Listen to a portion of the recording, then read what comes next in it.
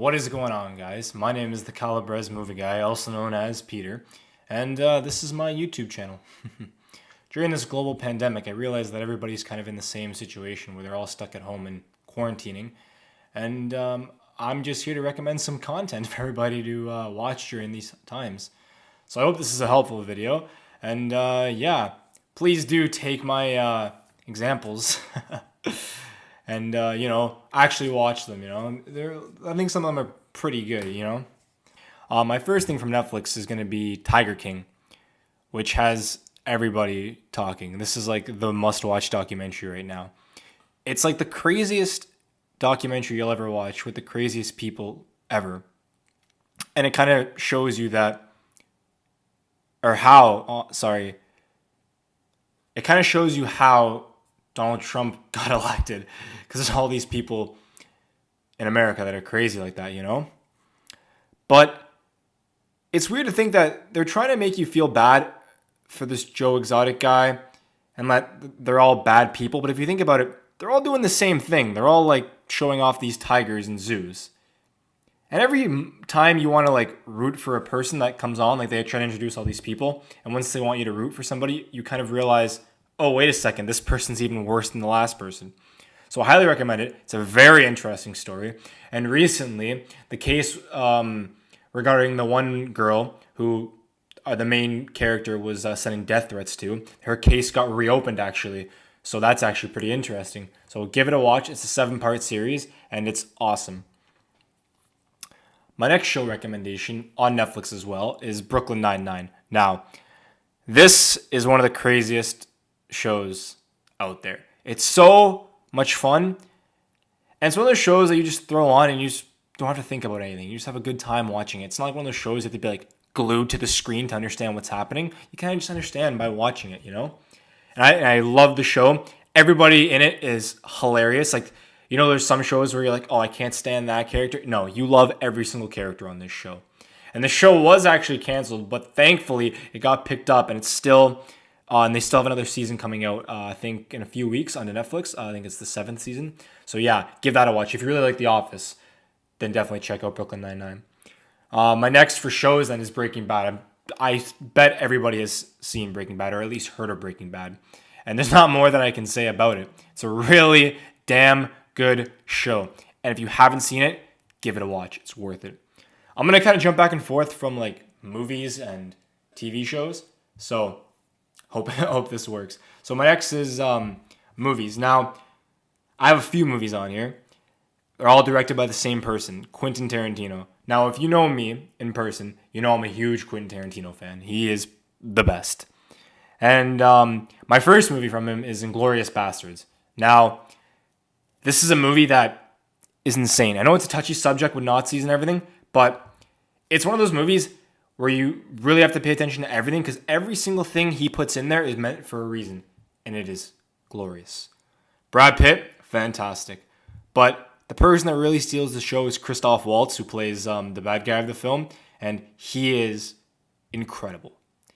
That guy is awesome. And then there's one scene in the movie. I'm not going to say what scene. I'm not going to spoil the movie for anybody. There's no spoilers here. But there's one scene in the movie where you're just like, whoa, I would have never thought of something that good ever. And you're really just like, wow, this is incredible. So definitely give Inglorious Bastards a watch. My next film is The Hateful Eight, another Tarantino film. Not his best movie, but every time I watch it, I find something new. It's a very slow movie, and it's all stuck in one location. And it is really good. It's all these twists and turns. You don't really know where it's going, but it's really good. That's all I'm going to say. The next is Pulp Fiction. Now, this is my favorite movie of all time. I will not shut up about this movie, but I'm not going to talk a lot about it, because I would love if everybody would go in a little bit fresh. But it's with John Travolta and Samuel L. Jackson, and I don't even want to explain it. I'd rather people honestly just go in fresh. So if you haven't seen Pulp Fiction, just go in and you're going to love it. The next is Django Unchained, another great movie by Tarantino. I'm sorry. I love all of Tarantino's work. So if I keep saying, oh, it's a great movie, I'm sorry if I keep repeating the same stuff. It's just true. But Django Unchained is just crazy. It's like, what if a slave rises up against their master? And it's amazing what he does with it. Honestly. Again, Christoph Waltz, amazing. He is probably one of the greatest actors working, and I love everything Christoph Waltz is in. The next is kind of a slower movie. It's called Jackie Brown. Now, this is based off a novel. This is the first Tarantino movie that isn't original. And it's a little slow, but it's a really good crime thriller. And again, everybody's fantastic in it. See, the problem with Tarantino's movies, it's hard to explain what they're about because when you start telling people what the movie's about, you kind of give away like key details and then you start spoiling the movie. So I'd rather, honestly, all of you just go on Netflix and just click it and watch it because then you will love it. The next is Kill Bill. Now, quick history about Kill Bill. The first time I ever watched this movie, I didn't like it. But after going through a few things, watching that movie again and again and again, I've come to the realization it is incredible. Both parts. You got to watch Volume 1 and Volume 2 because that's a complete 4-hour story, which is incredible. But in Kill Bill, everything Quentin Tarantino does, he does a lot of homages to older films, which are really cool. And most people think, he's stealing, but he's not. He's honoring it in such a great way. And it's just that movie you want to watch for if you just want to watch mindless action with some awesome kung fu and choreography. That's the movie to put on. It's a revenge film. Most of his movies are revenge films, but this is probably the pinnacle of his revenge movies, and they're all awesome. My final Quentin Tarantino movie is his first movie called Reservoir Dogs, which, honestly, you should start with. You should start with that movie because that's really introduces you into Tarantino because it's what introduced everybody into Tarantino. It's another movie that takes place in one location. Tarantino is known for that. He writes his movies kind of like a stage play where they could fit on a stage, like Reservoir Dogs, like The Hateful Eight. They could all fit on a stage and all could be acted out on a stage because they're all in one location. And it is awesome. I don't understand how for a first-time director, that's the movie he pulled off. Me as a person who loves film, I'm just amazed by that. And I've always thought to myself, I don't know if I could ever top something like that if I ever got into the industry. My next film is the movie called Snatch. Now, if you're a fan of any British humor or British crime, this is the movie for you. It is so much fun. It is so clever.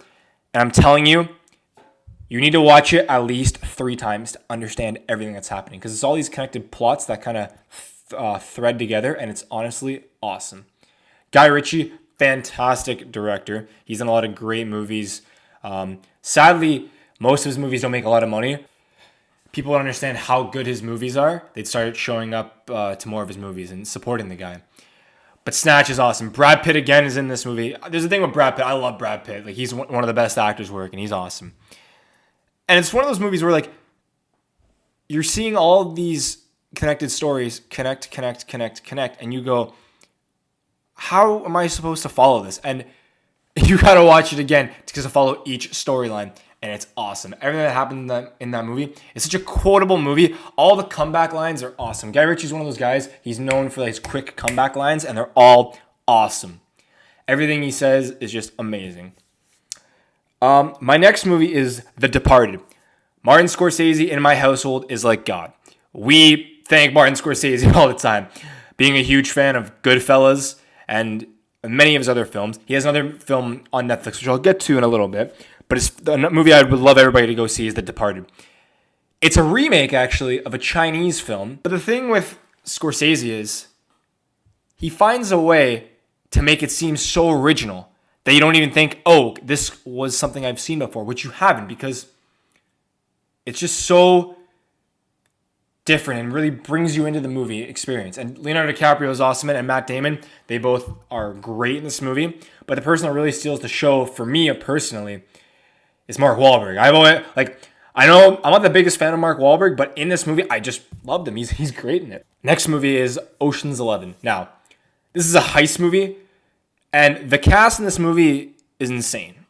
Everybody in this movie is like a top tier actor. They got George Clooney, Matt Damon, Brad Pitt. It's crazy.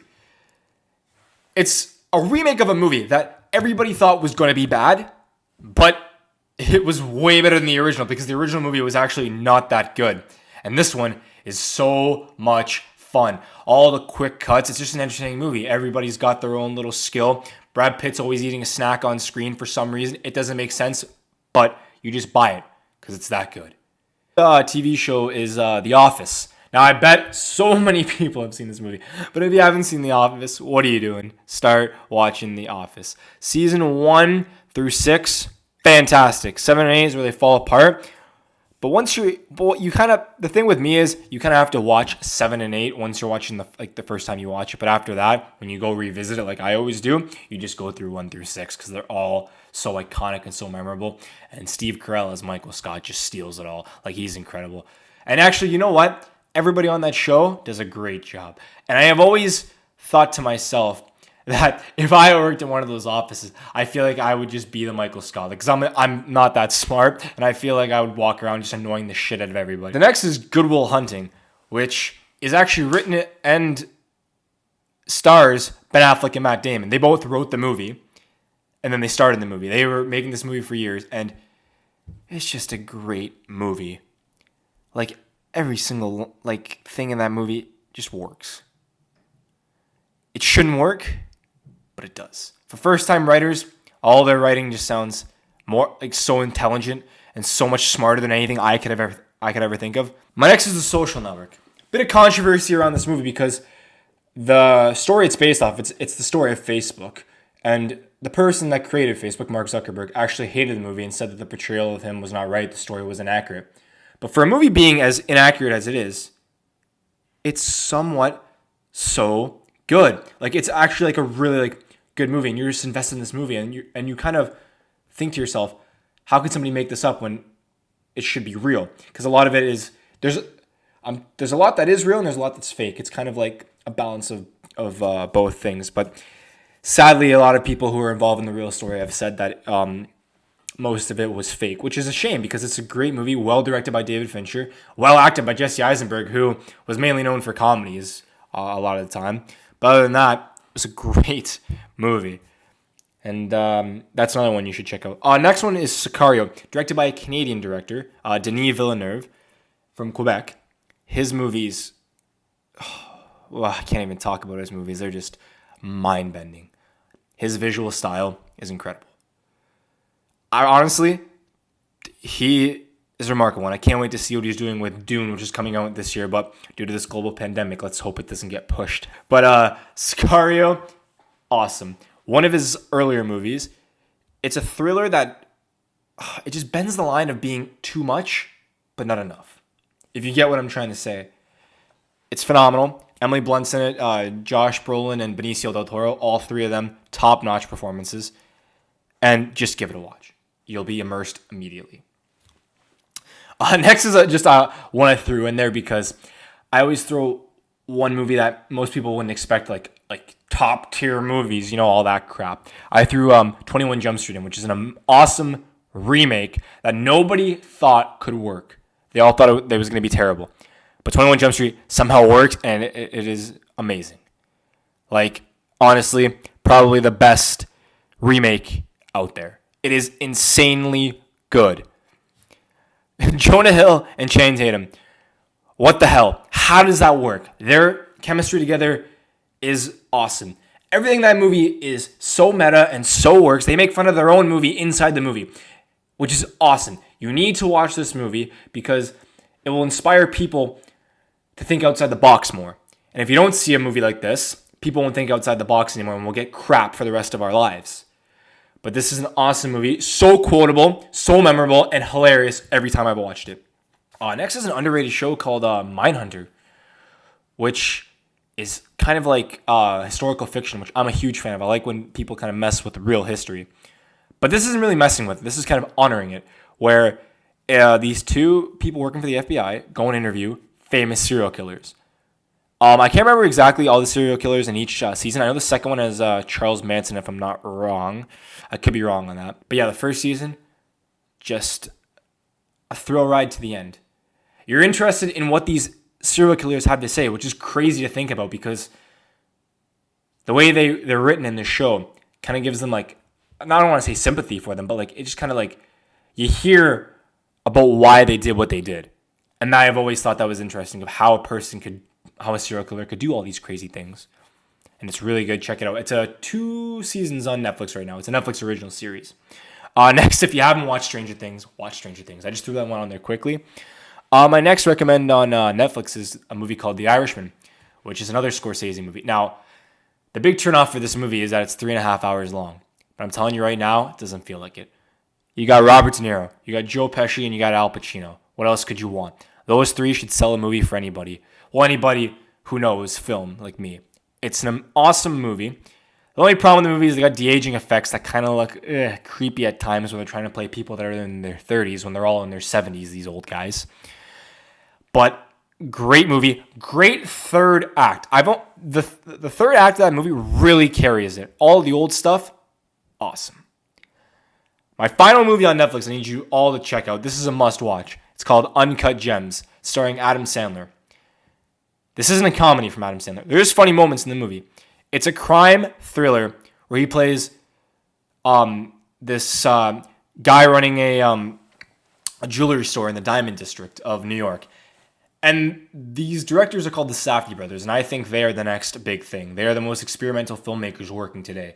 And what they do is they write stories that are so realistic, but they're fake. So again, kind of like historical fiction. Well, not really historical fiction. They just write stories you go, oh, is this not based on a true story? But you find out it's not based on a true story at all. And the journey this guy, played by Adam Sandler, goes on throughout the whole movie is just a nonstop thrill ride. And the movie's supposed to make you feel stressed out, like the way they shot it and the way they edit everything over top of it. It's just the way it happens. So that's going to be all for my first video. I'm just going to probably do these every few days, just sending out some examples for people to watch. If you have anything you want to recommend me, that would be awesome. I'm always in the mood to look at new stuff.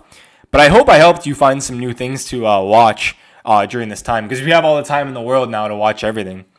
So thank you, whoever's watching this. Thank you. I really appreciate it. And I hope everybody stays inside and stays safe. And please like and subscribe. So thank you so much.